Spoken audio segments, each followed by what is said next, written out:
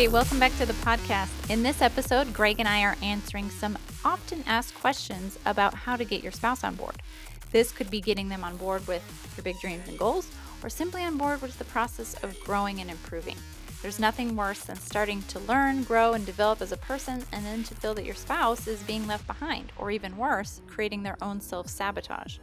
One question we received said, as I have focused hard on self-improvement over the last 18 months, I've not seen my wife doing much to try to improve with me. And it's been hard not to judge her and to become frustrated with her. It's been especially true with her parenting. It's extremely painful to observe her parent, and I'm trying to think of what might be affecting her so negatively. We will discuss several approaches that can be used to help in tricky situations like this one. We will explain what a breaking point is and why every marriage needs to have at least one or several of them. This episode is sponsored by our Creating an Extraordinary Marriage bundle. Why settle for a good or okay marriage when you can have an extraordinary one? Marriage is not static. It's constantly in a state of flux. So if you're not actively working on growing closer in your marriage, then by default, you are working on your divorce, and you cannot afford to spend even one day working on your divorce. If you're not already being proactive, it's time to make a change. Many of us believe that if our spouse would change, then our marriage would be better. And this is true, but the truth is you can't wait around for your spouse to change. And it's within your power to improve your marriage, even if your spouse won't change. That's the good news. It only takes one person to be the tide and to make a difference in your marriage, and that person is you. Learn how to create regular daily, weekly, monthly, and yearly rituals to remind you that you're a man and woman in love and that you're building a legacy together. Unite as a couple, pursue shared dreams, and become an example of love and relationships that everyone, including your children, admires and looks up to. Go to extraordinaryfamilylife.com to get access to our Creating an Extraordinary Marriage bundle.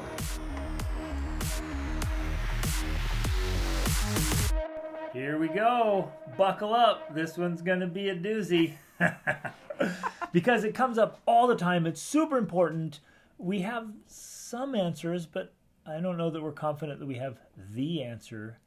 But it's definitely something that needs to be addressed. Yeah, we were literally just sitting here, and I'm like, yeah, I don't know what the answer is. We received these questions that are really great. This is funny. Wait, I got to stop you.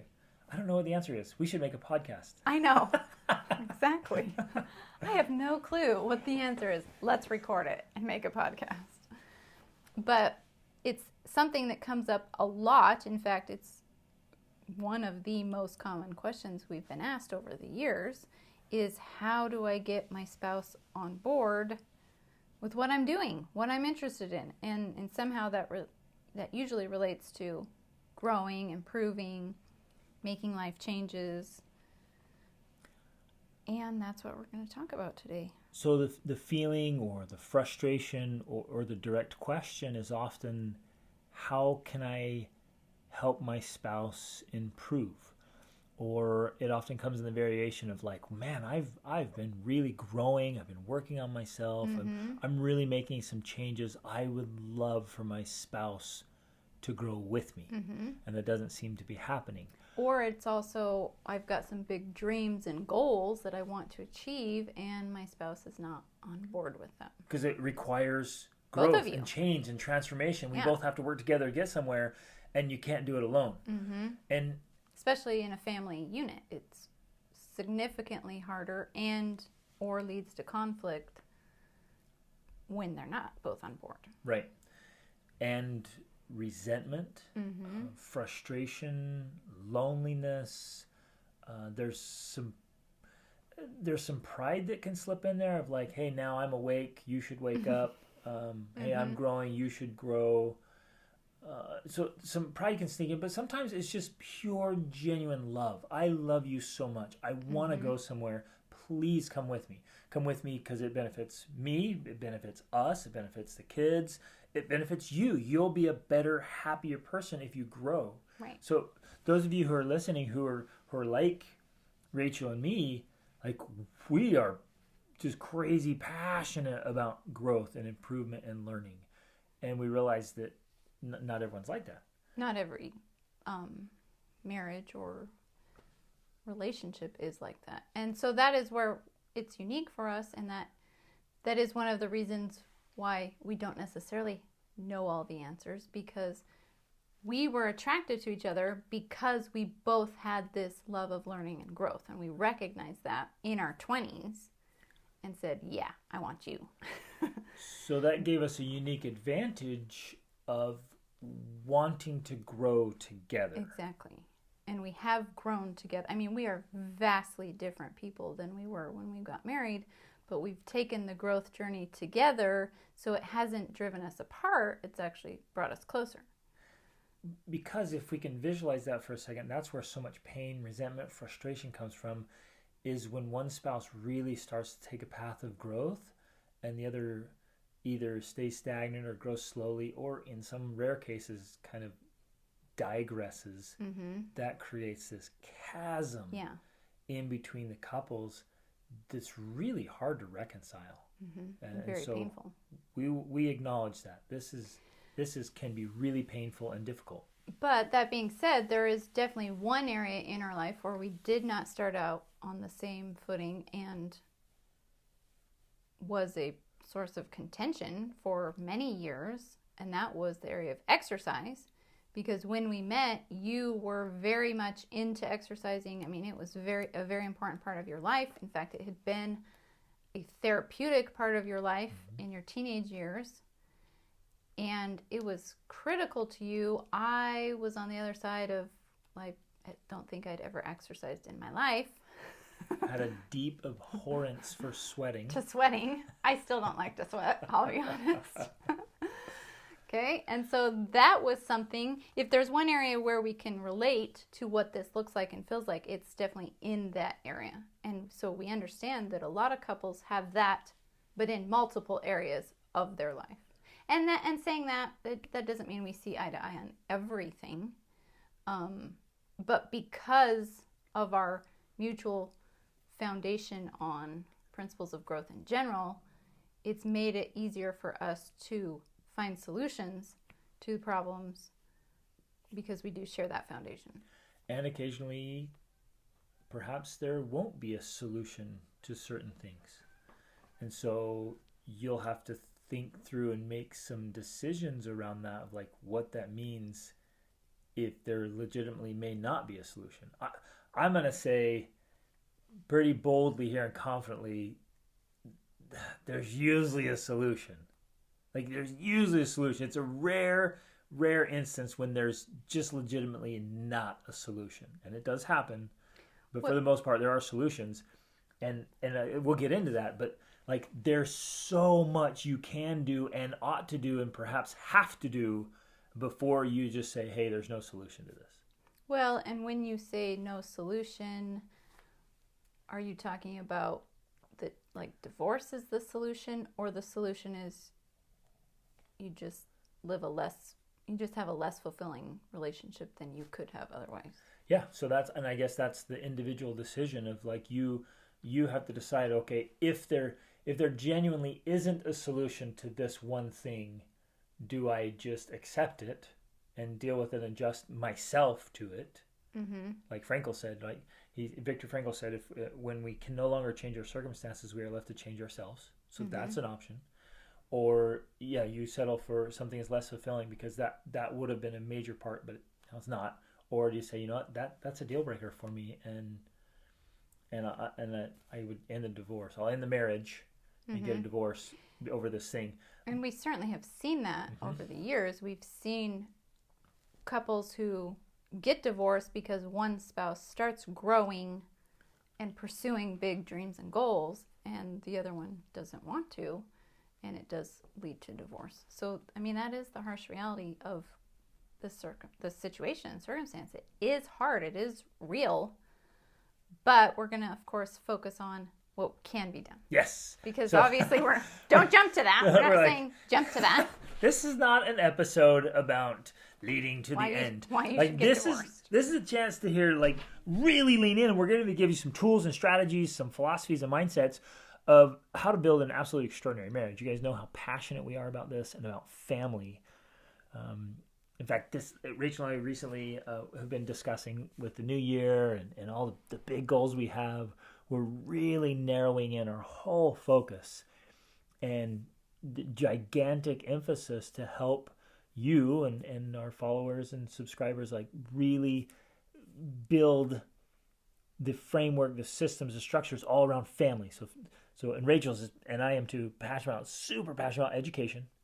So family education, and then just family itself, marriage, parenting, lifestyle. Family development. Family development, yes, exactly. And then, of course, I'm doing all my work with men that I'm just so thrilled about, so excited about. In fact, I was planning today the first man camp of 2022, and it's going to be epic. With Krav training and emergency medical training and firearms and hand-to-hand combat, all all the man stuff. Oh, it's awesome. But family's such a big focus. So we are going to focus on that and like the legitimate ways to help your marriage level up first and foremost by focusing on you and what you can do individually. So I take responsibility for me. And then if there is anything that I can do to help my spouse. Mm-hmm. And then we're going to get to what we call the breaking point.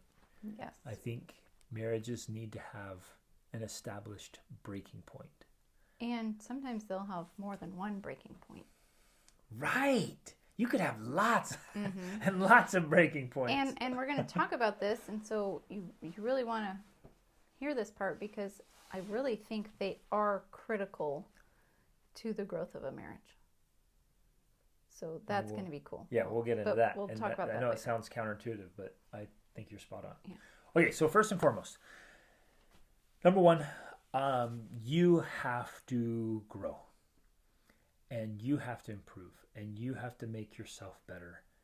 And I'm just going to say this right up front and keep emphasizing it. It has to be obvious. Right? It has to be so palpable, not in a prideful way, not in a look how much better I am, but that it's undeniable. And if you have to tell your spouse how much better you are, you're not that much better. Exactly. It's let your results do the talking. And again, not an I told you so, not look at me. Like you just are seriously growing and it's obvious. But sometimes that is what actually starts to create the problems. Ooh. Because your spouse starts to notice and like the crabs in the bucket starts wanting to pull you back down because they're saying, wait a second. We used to just sit on the couch and watch Netflix and now you're out working out and you're reading all these books and you're doing all these things. It starts to make, when your spouse starts to notice, they do start to get uncomfortable. This is human nature. Because anytime we're around people who are like us, we feel comfortable. But when we start to notice that they're no longer so much like us, in fact, they're starting to be different than us, it makes us question our own behaviors, our own actions, our own ideals, and that makes us uncomfortable. And so... because it feels or can feel threatening. Yes, right, exactly. So it feels threatening. So where you used to sit in bed watching Netflix and eating junk food and growing together around your midsection. Growing together. Now, you feel like you're growing apart. That's intimidating. The first response is intimidation and threat and fear and like, oh no, what if I get left behind? Now, this is fascinating human psychology. The fear and threat of being left behind often turns into, I'm not going anywhere. Exactly. Digging in your heels. Yeah. And so I'm like, dang, babe, look at you go. Ooh. And I turn around and go the opposite direction because maybe I get resentful at your growth. Yeah. And it's obviously tied into our own insecurities because we think, wow, my spouse is getting in shape. They're going to look more attractive. They're going to not like me as much because I'm not as attractive as I was when we met. Like, there's all of these pieces of human psychology going into this that becomes very complex of why you're feeling threatened because your spouse is growing. So a lot of times when people are messaging us and saying, how do I get my spouse on board? I guarantee you that one of the first things they're dealing with is their spouse is feeling threatened and afraid. Yep. And so there's this element of the battle of the wills going on because the other spouse that's not growing and changing is like, I want to just keep being me, and I want you to accept it. I want you to be okay with that. I want you to love me for who I am. Yes. And so it's almost like you kind of stand your ground and put your little flag in the ground there and say, because again, threatening the jealousy, like you mentioned, or insecurities or whatever else. And so you kind of plant that there and say, no, this is where I'm staying. Can't you just love me as I am? But again, it's fear of the unknown, fear of the process of growth, because all of us have those kind of fears where we're like, oh yeah, I want to be better, but I don't want to sweat. Really uncomfortable. Right. And what if I fail? What if I try and fail? Or what if I try it and it actually works and I succeed? Then that means my X, friends Y, Z. won't like me. Yes, exactly. Or I'll have to stop, whatever. Like there's so many reasons. And so the first challenge that you have with trying to get your spouse to change is that, and this is ironic and counterintuitive, you actually have to be okay with them not changing. You actually have to accept them and love them for who they are and where they're at. And recognize that it's a part of their journey. It's a part of their process. And they're going to be more willing. This is the same with parenting.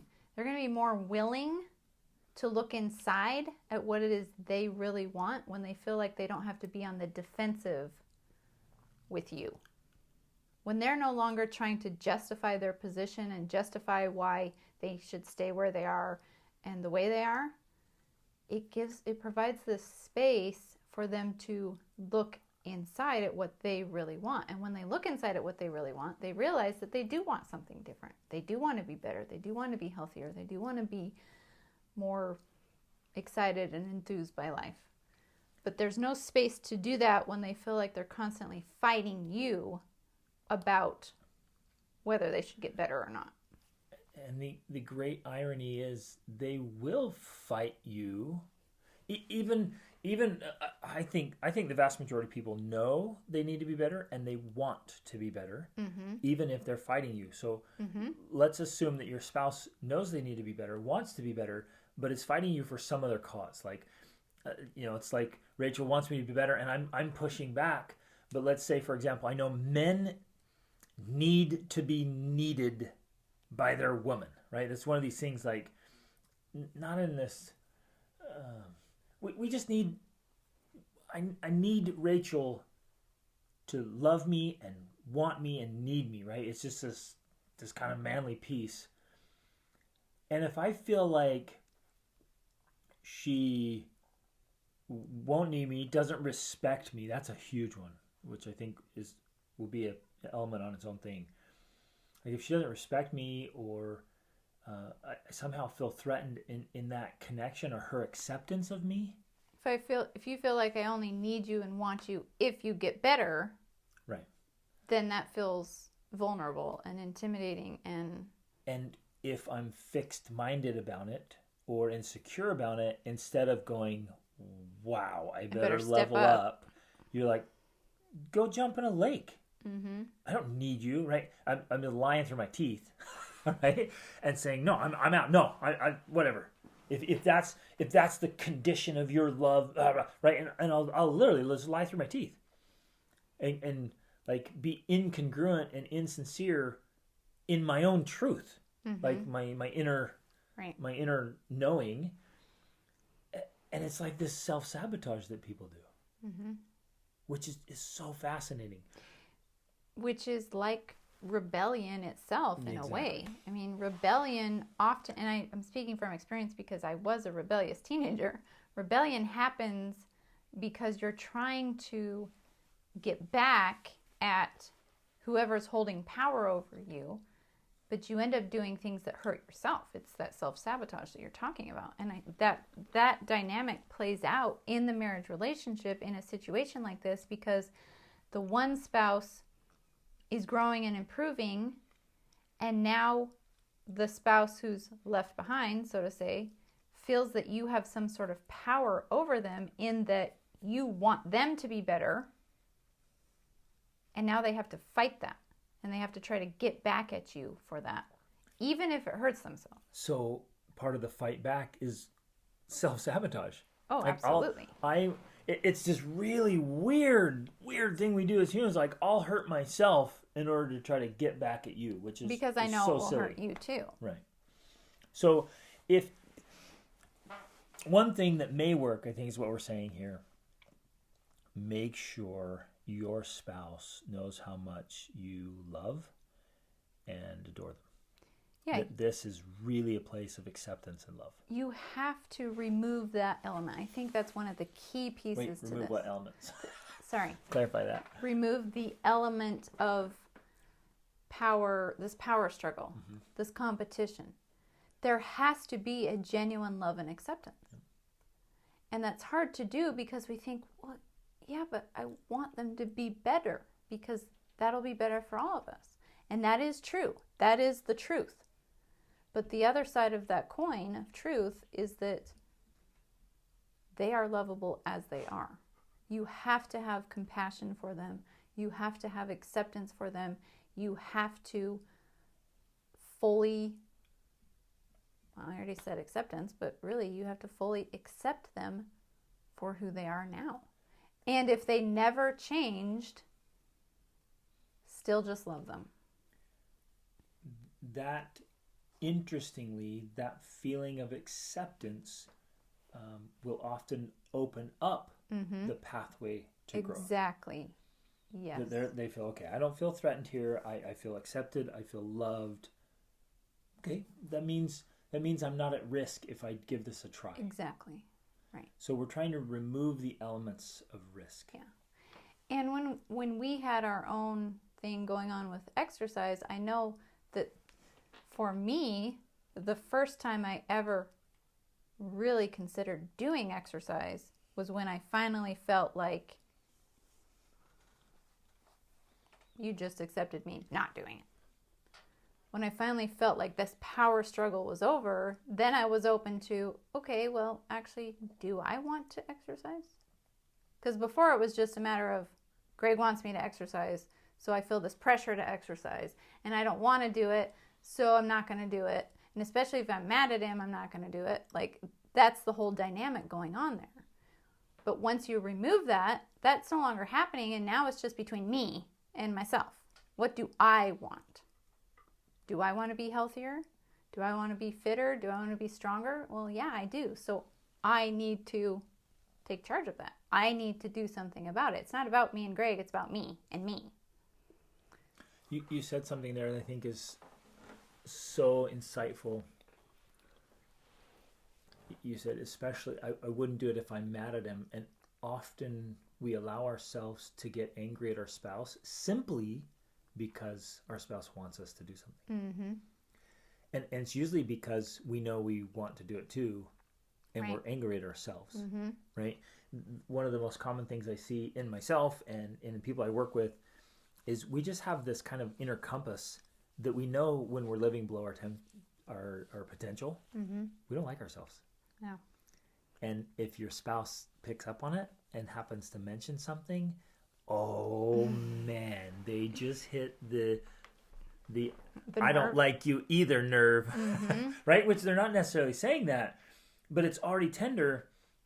And again, this is why we have spouses, you guys, because the one thing that always astounds me is the human capacity to not want to do something and keep doing it. Mm-hmm. It's unbelievable. Like, self-loathing is like, oh, I just can't stand myself because I waste all my time. I just waste time every day. And what do? Well, I just keep wasting time. Right. We have this unbelievable capacity to linger and wallow in the thing we don't like about ourselves. Mm-hmm. So that's where marriage is really good, because your spouse should call you out. Yeah. I'm like, hey, stop that. That's ridiculous. And we're alluding here to the breaking points. Like, that's coming up where you just say, no, that's lame. That's unacceptable. Let's go. Because as human beings, we will stay, even when we don't like ourselves. We'll stay, keep doing the things we don't like about ourselves. Right. We often don't like ourselves because we're not doing likable things. Mm-hmm.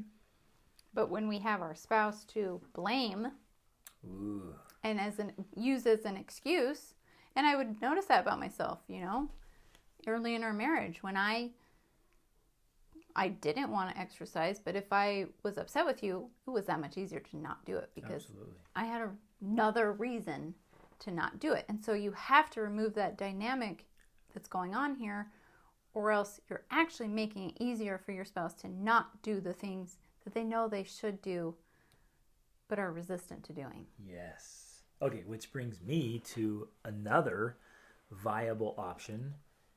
And I know this is going to sound a little crazy, but roll with me here.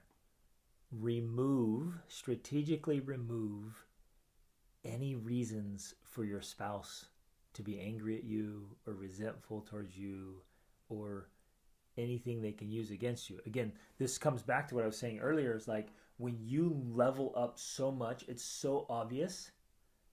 Like if I'm genuinely, this isn't a show. I'm not putting on a performance here.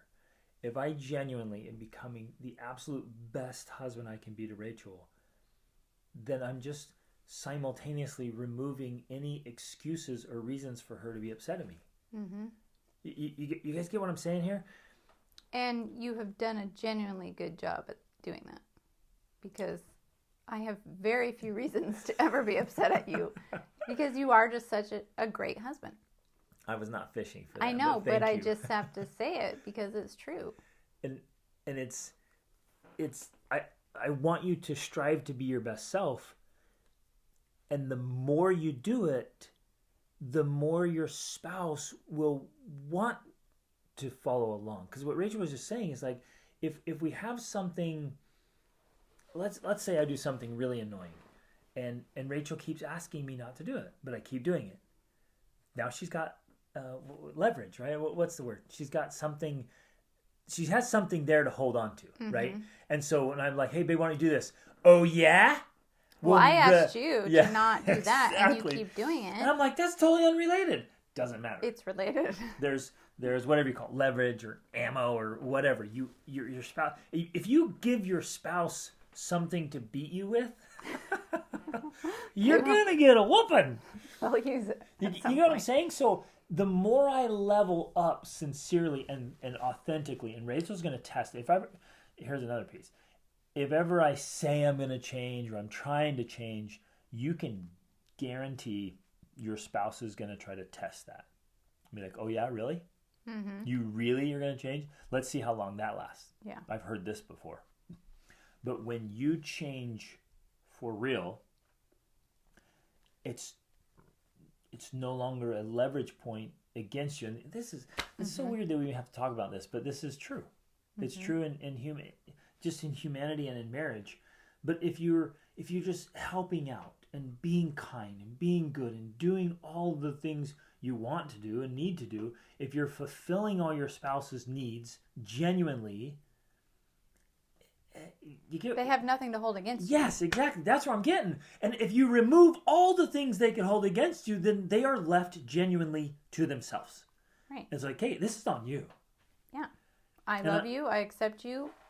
This is about it's on you. And I'm on my own journey and loving and enjoying it.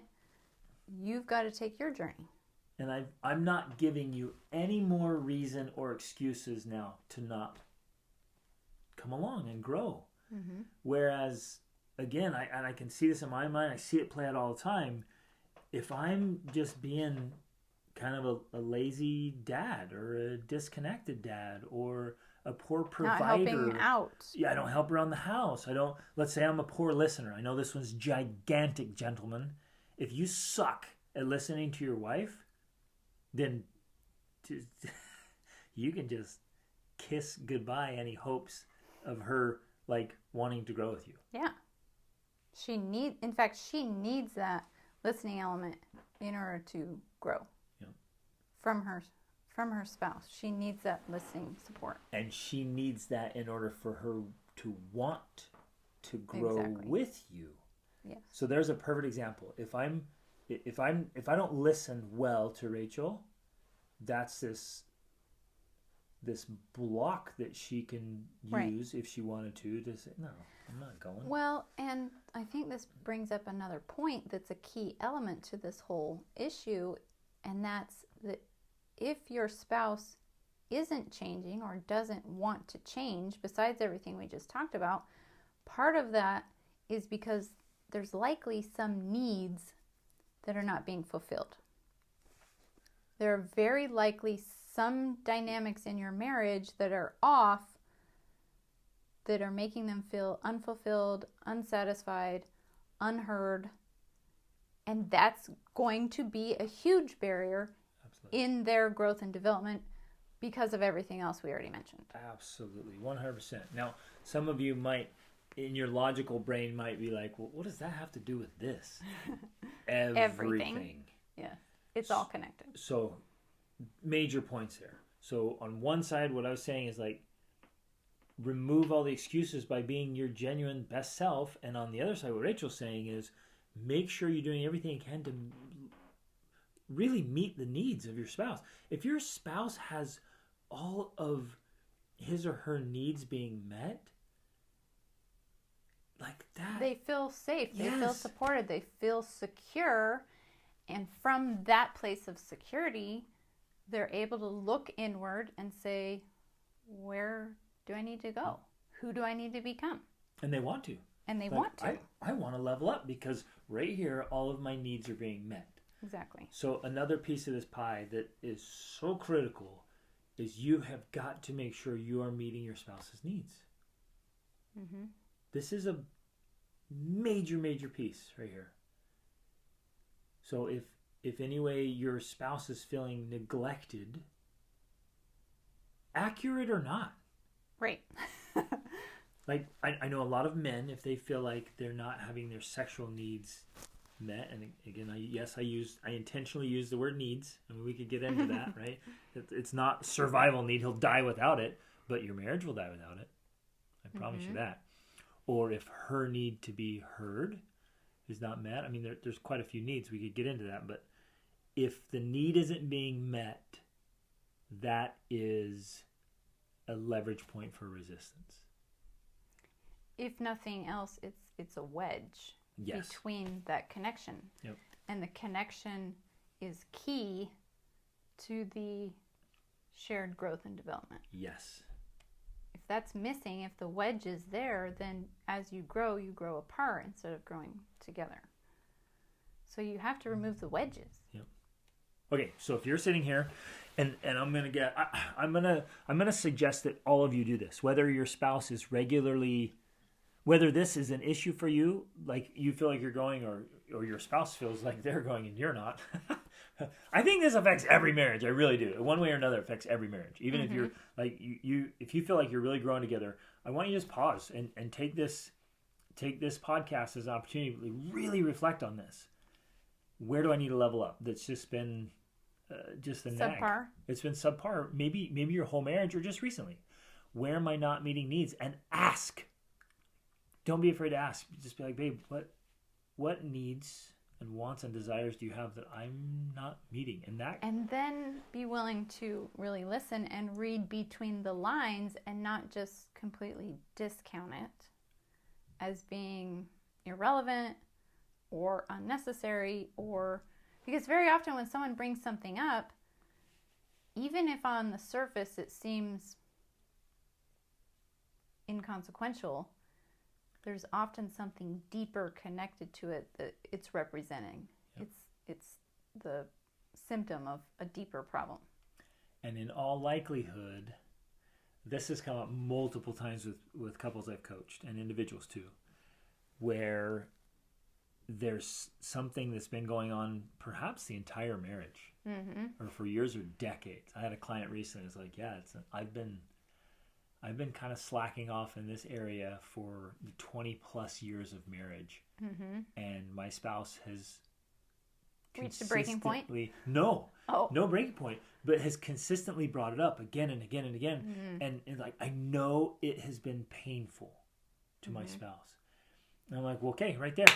You need to go own that and have that conversation and genuinely apologize And then genuinely change. And genuinely change. But think about that. Think how much that has stacked, emotional stacking. If I've been negligent of something you've wanted me to do for 2 decades, I can expect a full volcano of your hurt and anguish and resentment. And I need to be like a man and a rock here and just bear the full load of all that coming out so you can get it out. Which, that is actually an example of when a breaking point could be used effectively from the other spouse's side. Because sometimes that's what happens. In order to be the good spouse or whatever, like to just avoid contention, we just put up with it for 2 decades instead of reaching a breaking point, which we're going to go into deeper still in a minute. Hold on, I want to say something else before we do, but then we will. Because the breaking point can be used as a point of transformation. Yes. One other thing I wanted to mention, and kind of earlier I was going to say it, I'm going to say it now, in regards to accepting. And that's just this whole idea of looking for the good, I think. Because, yeah, we want our spouse to change. We want them to be better. But in order to accept them, we genuinely just need to be looking for the good in them. And point it out. Yes. If you can point out the good that your spouse does and the good person that they are, that is going to be huge for helping them feel loved and accepted.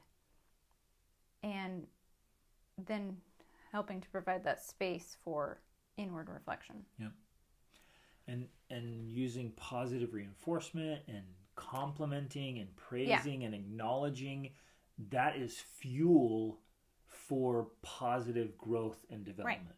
And essentially the positive reinforcement is just simply like, oh, thank you so much. I really appreciate it that you did that, or that you do this, or that was awesome, or little notes or emails or text, or just saying, like, making an effort to vocalize or write, whatever, the things you admire, the things you want more of. Right.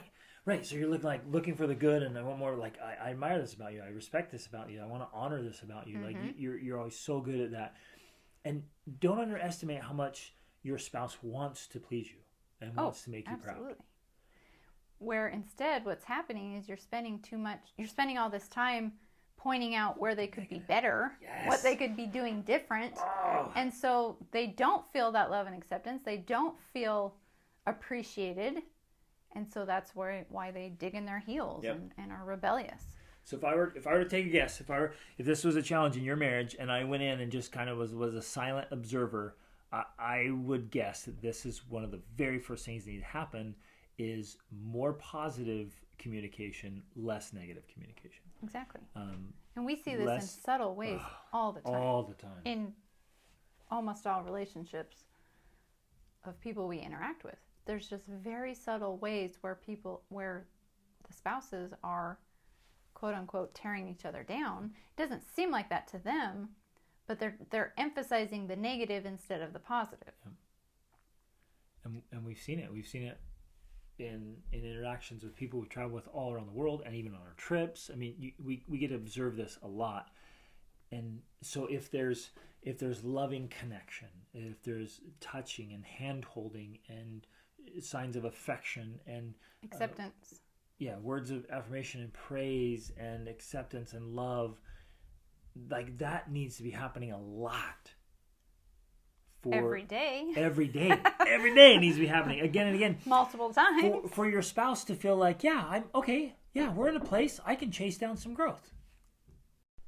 There's at least 2 more things I want to hit on this before we hit breaking points, and I think they're related.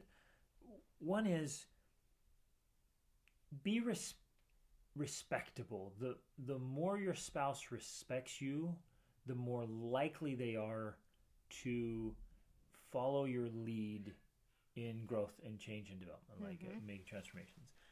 But if there are areas, and I guess it circles back to what I said before, but if there's areas where they don't respect you and the respectability's not there, the admiration's not there, they're far less likely to do it. And the related piece to that is what Rachel and I say all the time is be the tide.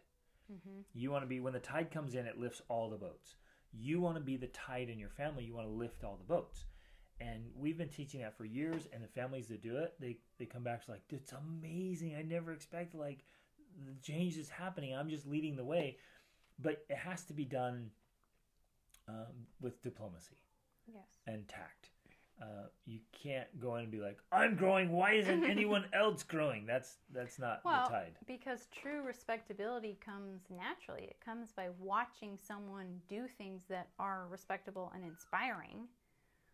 Whether that's something as simple as a certain skill you might have and an ability to, in athletics or fixing something or building something or cooking something, to just who you are as a person and how you interact with children or how you interact with other people. And these are all amazing, positive things that I admire about you. But when you're a respectable person, that's inspiring, that's attractive, and yeah, it provides that secure foundation for wanting to follow in that path of growth and development, of becoming respectable and admirable yourself. Yes.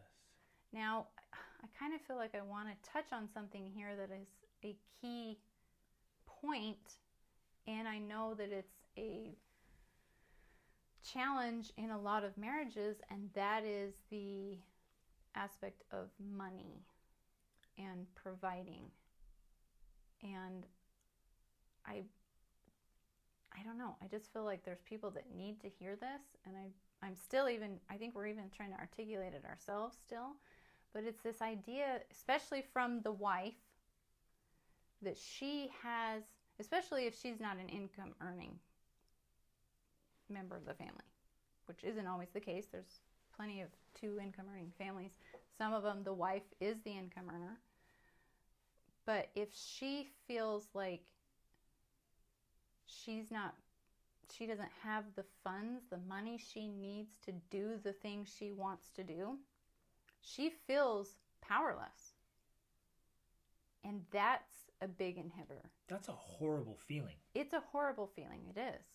If she can't, buy a printer because she needs to for homeschool, or if she can't go buy some new clothes because she feels like she needs them. Now, I get it that the ugly side of this is the spouse that goes out and spends all the money without regard and without thought. Now, I think that's actually a perversion of a natural need. Mm-hmm. That usually I think that takes place when a spouse has been so constricted in their spending and it's been such a struggle or a pain point for so long that they just go to the extreme of like, I'm just going to go out, I don't care, I'll go into debt, I'll spend because I need to. That's like the perversion on the sexual side, I think, where that can happen in sexual relationships.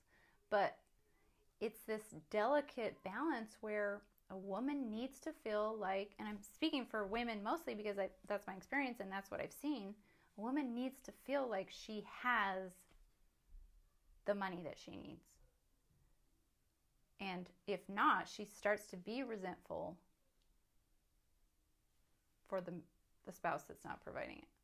Or we've also seen it where then she'll just step up and do it herself, which is fine. She's capable of doing that, but she can then also start to resent her husband for not having done it. Right, exactly.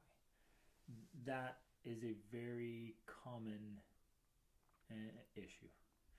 But I want to hit on the psychology of it for a second. This isn't like, that's very important, because this isn't like men and women need to have their traditional roles and stay in them and he needs to provide. That's not what we're saying. We're just saying this is something we've noticed psychologically, right, that women seem to more often have that sense of needing to have enough money provided, and because very often there are years when they can't do that because they're caring for children and don't want to. There are many of our listeners don't want to. They want to keep those traditional roles where the woman wants to be the homemaker and raise the kids and even educate the kids. With a lot of homeschoolers in our community here, and they want that traditional role. I want to touch on the psychology of it, and then talk about the man's perspective too. But the psychology of it is in anything. Let this sink in. In anything, any part of your life where you feel like it is futile, like it doesn't matter what you do, it doesn't change anything. You feel like helpless, or like you're powerless, you can't do anything about it. That is the most demoralizing, dehumanizing, like soul crushing thing, and it will undo all kinds of things. It like unravels your entire being if you feel like one area of your life is completely powerless. Right. Like I can't do anything about this, and when I say it, especially if you like choose in this one, right? I choose to be in this role, so I don't earn money. I'm completely dependent on another person to do this for me. Which is especially the case for a pregnant or breastfeeding woman, right? Or a stay-at-home mom. They are in that place of dependence, and they feel this complete frustration because, well, I would try to be better, but you don't let me spend any money to try to do that. I can't go out and buy the clothes. I can't spend money on this, or you get upset. So here you want me to be a better person, but you won't give me the funds to do that. I'm helpless and I'm powerless. And I can't go get the funds myself because maybe we've agreed to this, or this situation, like I'm doing this. Or I'm just swamped with babies, drowning with babies. Do you want me to ditch the family and go earn the money? Like, so this becomes, and it can go both ways too. Men can feel this too. Like, it doesn't matter what I do. Everything I do, it doesn't matter what I do. I feel powerless in this thing. Sex is another one. Right? If I just try to do everything I can. Everything she asks for. I wash all the dishes. She's like, well, you do this. I do it all, and still nothing. No sex. And it's still like, it feels so powerless and futile, and it literally starts to unravel people completely, and they'll turn to addictions, they'll turn to buffering, they'll go crazy, they'll check out of stuff. So psychologically, this is huge, that if whatever elements you have in your marriage like that, where one of you is in a position of genuine dependence on the other, like, you got to step up. So this is where I want to talk for the men. If your wife is in that role, gentlemen, you have a gigantic responsibility to provide for the needs and wants of your woman. And if she wants to spend some money, get out and figure out how to earn it. Yes. You got to own that crap. And if she has expensive tastes, buckle up, buttercup. Like, let's go. And I'm speaking from experience here. Rachel's always been very, very good. In fact, she rarely spends money on herself. She spends fortunes on our children, which we love. But like, I feel this good pressure to provide, to make sure that she has the money she wants and needs to do the things she wants and needs to do. Because from the woman's perspective again, and we're playing this out because we know this is the case for some of these scenarios. Yep. The husband's growing, he wants his wife to improve, and she's not. This is one of those elements, because from her perspective, she gets these thoughts, she gets these ideas, she gets these inspirations, and guess what? They're going to cost money.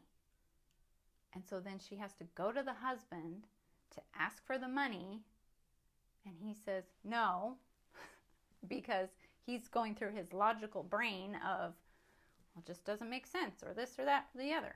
And she's saying, but I felt inspired, or I felt motivated, or I felt excited, or I felt enthused to spend money on this, and you just talked me out of it. So what's the point? And then psychologically, she can make a connection from there to, oh, well, I'm not gonna work on that other thing either. I don't have to do that. Yeah. Whoa. Yeah. So that's a piece. There's lots of pieces. There are a lot of pieces. Now, then on the other side, if and this is just, I don't know why it is this way. I don't know if it's just our evolutionary history and the nature of childbearing, that men have traditionally been providers, and so women have this role of wanting and needing to be provided for. Not that women can't provide for themselves, especially nowadays. Not that women don't like to work, because they do, and it's great. But if the roles are switched where the wife is making more than the husband, that can also sometimes be a problem. because she may be resentful. She may have Or less he respect might for be him. resentful. He might be resentful. She loses her respect, which is a big deal.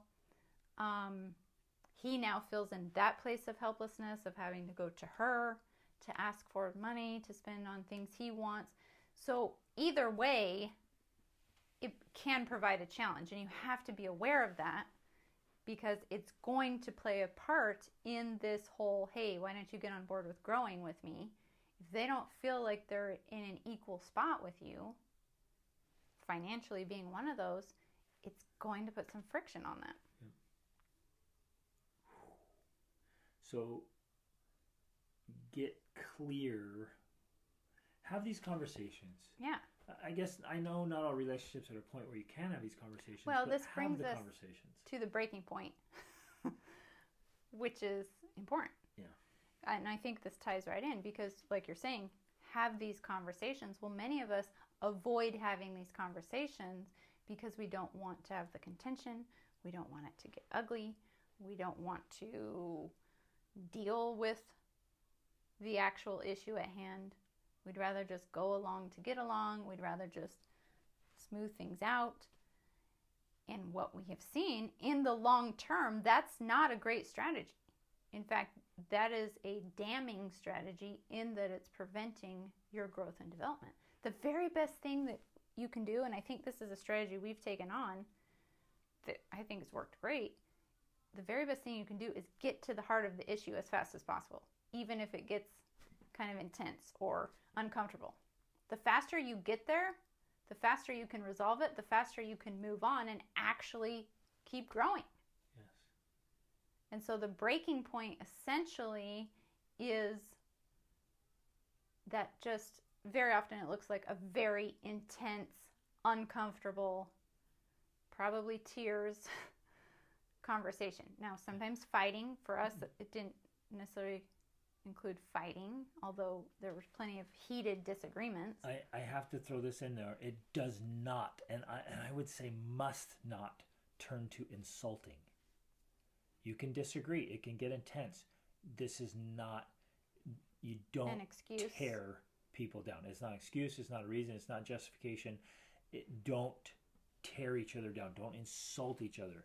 And for if you're the spouse listening to this and your spouse insults you, okay, don't insult back. Like this isn't a mudslinging, hurting you back, stabbing each other, and own your crap.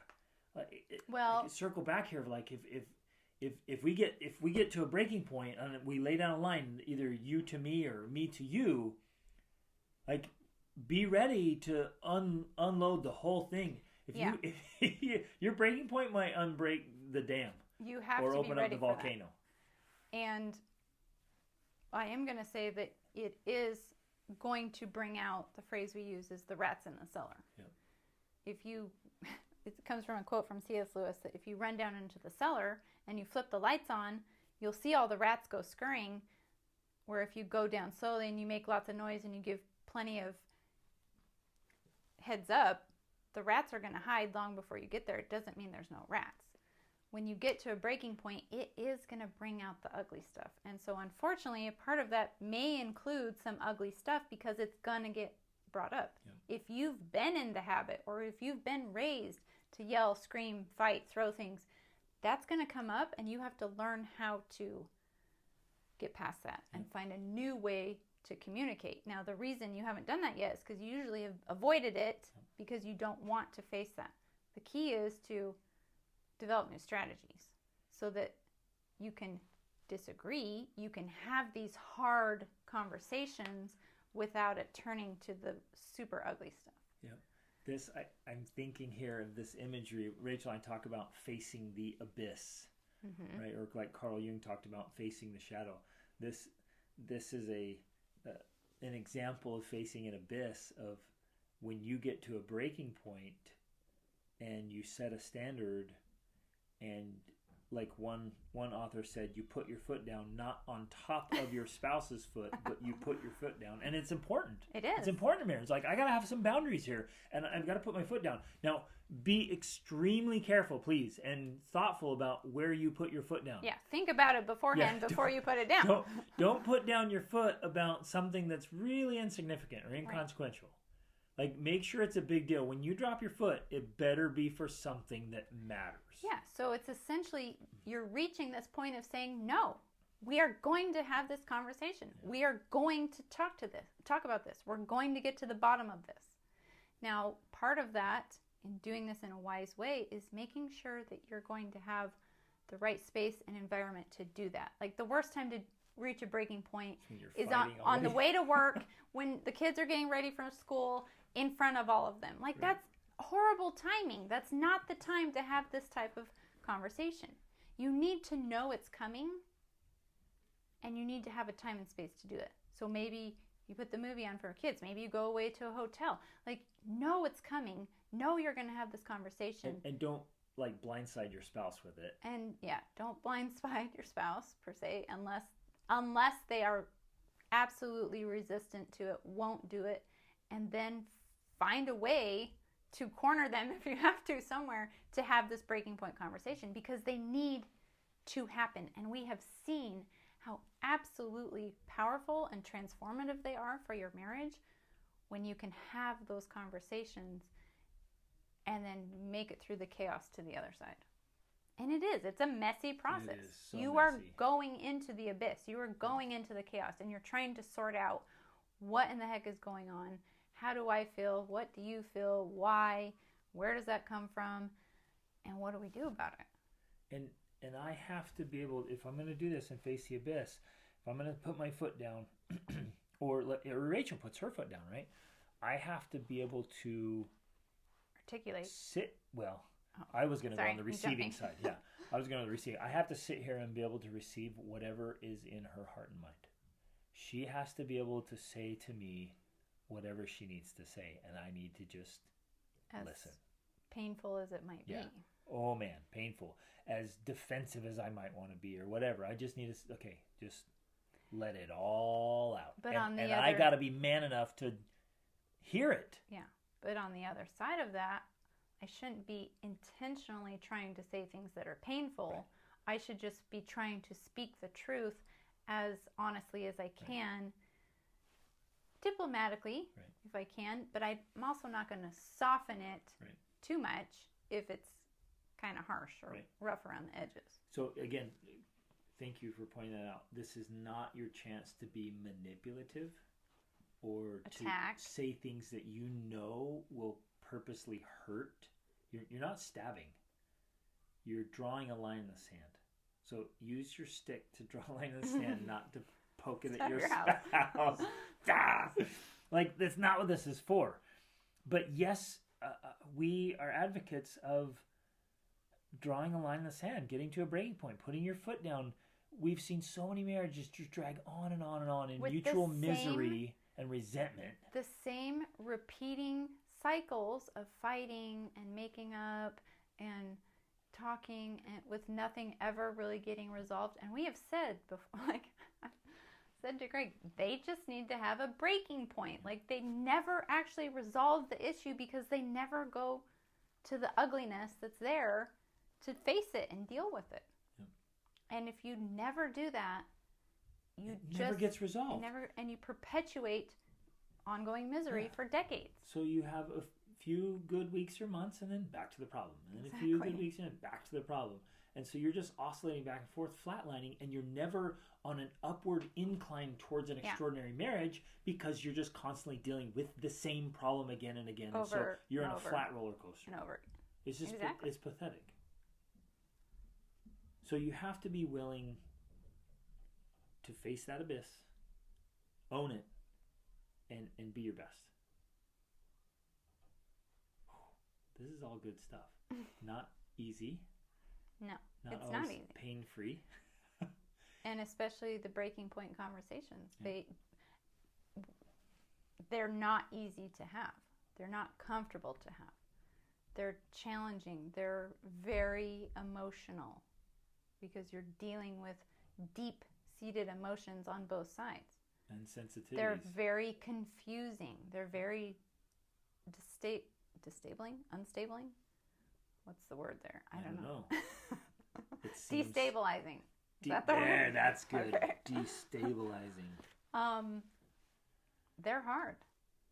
But from our own experience and from working with lots of couples, they're powerful. They really are. And I think for our marriage, that is one of the things that's helped it to progress a lot, is that we are willing to have those conversations when we need to have them. And now, I mean, we have such a great marriage that it's now the slightest things that I'm get sitting off. here thinking, like, I don't even remember.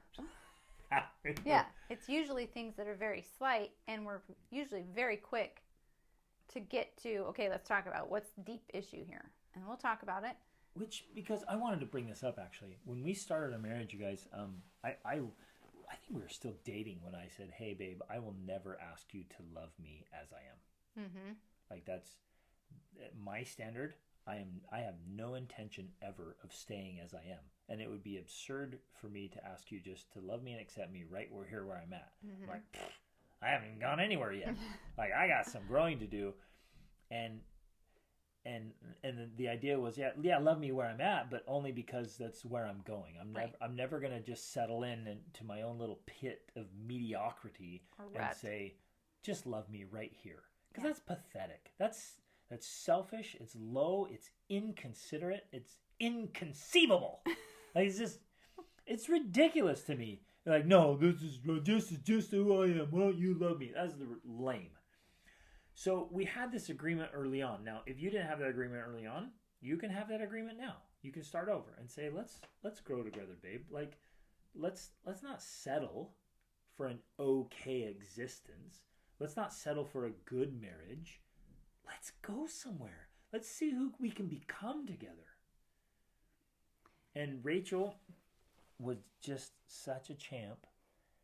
Came in with that, and she has been the tide in our marriage with our I thought you were the 7 tide, babe. kids. Well, that makes 2 of us. We're tied in together. If you can do it together, it's even better. But she just is a powerhouse of systems and strategy and order and planning and all of it. It's also sexy, isn't it? Yes, it is. Wow. No, it's awesome. But like, she comes in and she is strategic and thoughtful about making herself better and making our home better, our family culture, our family legacy, education for the kids, our business. She does everything, you guys. She's in the business. She's in all of it. And that is so sexy and admirable and earns my respect. And like, I am more than willing to do anything she asks or suggests. It's true. I want to be great for her. And I'm sharing that with you because that's the key piece of this conversation here. Be that kind of person so that your spouse wants to be great with you and for you. Well, and then you mentioned something there that I want to add to this whole list of options before divorce. And you said, if you didn't have that agreement when you started, have that conversation and set that now as an agreement. And that would be potentially one of these breaking point conversations. Yep. Because if this is already happening, I mean, you should definitely apply all the things we already talked about. But one of the things to do, especially if those don't work, or especially if whatever else, one of the things to do is to have this breaking point conversation of like, this is what I want. I want us to be growing together. And this is why it matters so much to me. And this is why I feel so strongly about it. And then you let your spouse say, this is why it hurts. This is what I'm afraid of. This is what I'm terrified of. This is what's holding me back. Yes. Have that conversation. And get to the heart of the issue. Get all of those things on the table so you can both look at them. Right. Because if you notice that your spouse is deliberately avoiding doing certain things or deliberately doing other things they shouldn't or don't want to do, talk about it. Yes, it's going to be a tough conversation. Yes, it's going to be a breaking point, but that's the point. Talk about it. Bring it up. Don't just think, oh gosh, well, I wish they would change and I wish this was working. Like, have the conversations. Even if they're going to be ugly and uncomfortable and hard and she's going to cry, like, you need to have the conversations. Yeah. That's one way that growth happens, is by facing the discomfort. And if we always avoid the discomfort, then we're also avoiding the growth. And in my mind's eye, I can hear some of you, or see some of you asking, like, how do I do that? How do I have that conversation? And just ask lots of questions, fewer statements, more questions, and just draw it out. Even why? A lot of diplomacy. Why? Yeah. Be really skillful about it. Be adroit about it. Like, again, I just have to emphasize so much. No attacking. No hurting. No insulting. Just curiosity. Just wondering, like, why. Babe, like, tell me what it is you want. Like, why don't you want it? What's going on here? And, of course, going back to the other idea, it has to be the right space. Yep. If she's in the middle of doing something, and sometimes you're going to have to interrupt that. But, make sure you're going to have a chunk of time, because it's going to take time. You need a few hours, likely, especially for your first one, right? You've got to have a few hours. It might take a few days. Sometimes, yes. Maybe you need to take her away, and then, but let her know you want to be talking about some things. So it's not just she thinks you're going away, and we're using her as an example. She doesn't just think you're going away on this nice trip and then you end up fighting the whole time. Like, she needs to know you're going to discuss some things. Right. You want to talk about these things. Or maybe it's a Friday night when instead of watching a movie, you lock yourselves in your room and you talk. Like, create the space and the time to make it happen and not just spring it on her while she's doing the dishes after dinner. Yep. And get down to the real issues, and then before it's ever resolved, come up with real strategies about what to do about it. And be committed to changing and growing and rewriting your marriage and rewriting your life and recreating yourself. Just be all in to grow and learn and improve. But it has to start by facing the darkness. Yeah. And get clear about it and why, and all the complexities here. I just feel like all the things we've talked about and more, this isn't an exhaustive episode, but all these things and more, I think they're all needed together. Mm-hmm. It's the whole thing together, this whole package. And I can see, we've just been able to work with so many couples. And I see these little pieces and elements in each of them, like these little points of conflict. It's just like, hey, just stop with that. Those little points of conflict. Wah, wah, wah, wah. The little points of conflict there. And just get on the same page. Get down to the heart of the issue. Yeah. And then go. And here's why. Marriage can be so good. Mm-hmm. Oh, so good. So blissful, so joyful. Every morning you wake up and like, I can't believe we get to be married. And then you go to bed every night like that. Like, this is amazing. What a privilege. What a joy. I can't believe this is possible. I can't believe this is real. Now, I'm being sincere. Mm-hmm. That's true. You're being very sincere. I'm just like, I'm like, this is amazing. I didn't think this was possible. Right? You live this storybook romance and marriage. That's what's possible. And it's possible for you too, but you got to do the work. Mm-hmm. So much so that your spouse, you clear the runway for your spouse too and say, let's do this together. And it's amazing. Okay, go do it. Amen. Amen. Get it done. Have it done by tonight If that's, no, I just kidding. Yeah, right. It's going to take some time. It's a lifelong But process. it doesn't have to take that much time. Like I love to say, you maybe can't change destinations overnight, but you can absolutely change direction overnight, and you can do that tonight. You can change direction, say, you know, what's up. And I'll just throw this in here. If you've been the spouse that hasn't been growing, this is your call from me to level up. Because it's for you and it's about you, Yep. not about anyone else. Yeah, it's time. Let's go. Reach up.